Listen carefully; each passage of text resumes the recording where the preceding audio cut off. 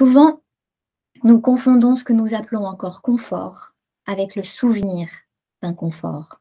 J'avais envie de vous partager un texte que j'ai écrit en pensant à toutes les personnes que j'ai accompagnées via le parcours chance. Boulanger, avocat, responsable marketing, responsable en finance, en communication, en restauration, en acquisition immobilière, en service d'aide à domicile, en hôtellerie, naturopathe, acheteuse, responsable des achats surgelés, journaliste, sportif de très haut niveau, opticien, contrôleur de gestion, maçon, photographe, etc. Quelle chance! Quelle chance j'ai d'avoir été et d'être le témoin toujours émerveillé de ces passages d'un de ces métiers à un autre. Parce que derrière chacun de ces métiers, il y a pour moi un visage, une rencontre, un parcours singulier, un bout de vie. L'être humain est complexe, passionnant, infini. Et de fait, aucun parcours n'est comme celui de l'autre. Chacun arrive chez Chance à sa manière, avec son style, son passé, son présent, ses raisons, ses mots et ses rêves bien à lui. Et c'est tellement précieux et passionnant, cette diversité. Néanmoins, à bien y réfléchir, j'ai trouvé un dénominateur commun à tous ces parcours, à tous ces talents, à tous ces changements que j'ai eu la joie d'accompagner. Est-ce que vous avez une idée? Pour moi, c'est le moment d'inconfort. En général, c'est autour du 3e module que ça se passe, juste après l'explorateur des métiers. Parfois, c'est un peu plus tôt ou parfois un peu après, mais ça arrive toujours.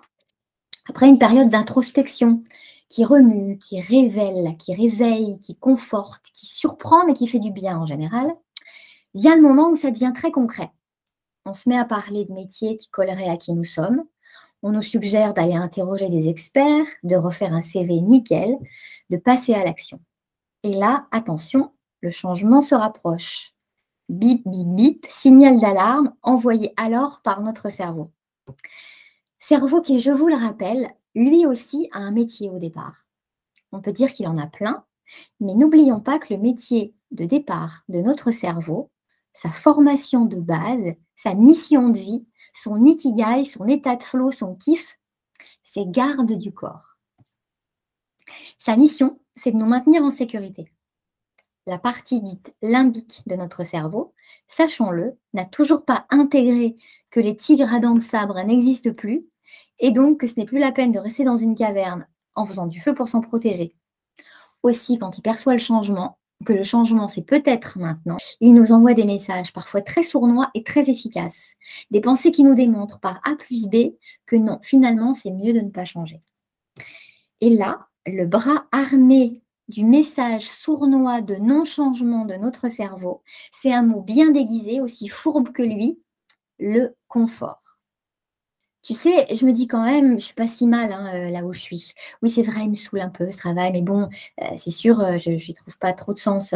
Bon, certes, je m'ennuie, bon, je m'y épuise, mais quand même, c'est confortable. C'est pas le bagne non plus, tu vois. Je me dis qu'il y a quand même des avantages. Parfois, notre entourage, pour projeter sans le vouloir leur propre peur sur nous, l'utilise aussi ce mot sournois. Tu es sûre, tu es prête à quitter ton confort?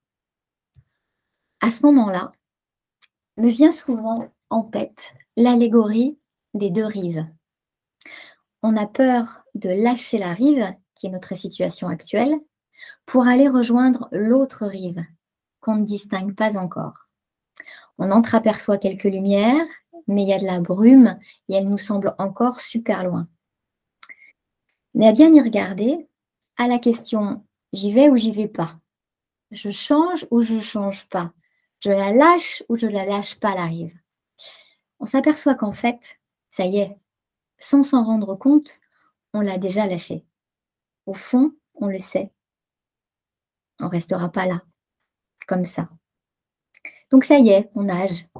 L'idée, c'est alors de trouver de nouvelles façons d'être confortable dans l'inconfort. Trouver d'autres repères et compter alors sur nos phares, nos forces, notre équipe, notre coach, nos envies, notre intuition. Souvent, nous confondons ce que nous appelons encore confort avec le souvenir d'un confort. qui a existé, mais qui n'est plus. Ce job, il m'a donné une forme de joie, mais est-ce qu'il m'en donne encore, là, maintenant? Confortable dans le dictionnaire, ça veut dire qui rend la vie agréable et commode. Ma vie professionnelle est-elle confortable, maintenant au sens propre? Je peux simplement avoir de la gratitude pour ce que ce poste ou ce métier m'a permis, ce qu'il m'a appris, et m'appuyer dessus pour aller vers ma joie à la page suivante. Donc pour tous les talents qui ont rejoint l'autre rive en nageant joyeusement dans l'inconfort, bravo, merci et on vous aime.